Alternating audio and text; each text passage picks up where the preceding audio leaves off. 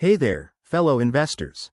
If you're new to the stock market and want to get started with Cash App, you're in the right spot. Cash App makes buying stocks super straightforward, right from your phone. In this quick guide, I'll walk you through the steps so you can start investing with confidence. First off, why use Cash App?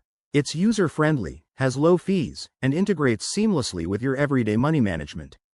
But remember, investing always carries risks, so this is just for educational purposes. Do your own research before diving in.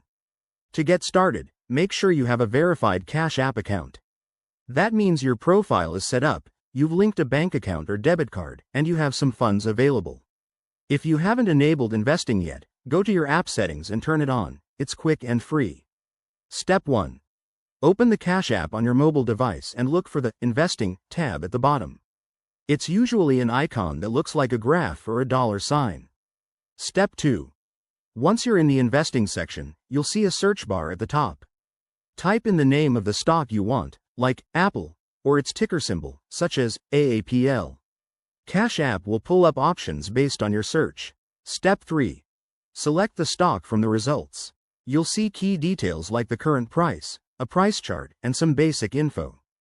Take a minute to review this. Check if it's a good fit for your goals. Step 4.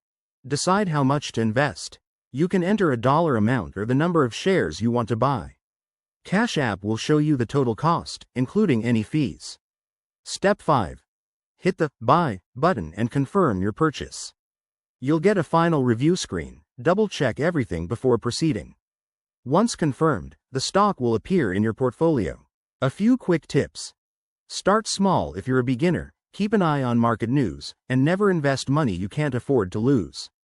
If you need more help, Cash App has in-app support. That's it. You're now on your way to building your investment portfolio. If you found this helpful, hit that like button, subscribe for more finance tips, and let me know in the comments if you have any questions. Thanks for watching and happy investing.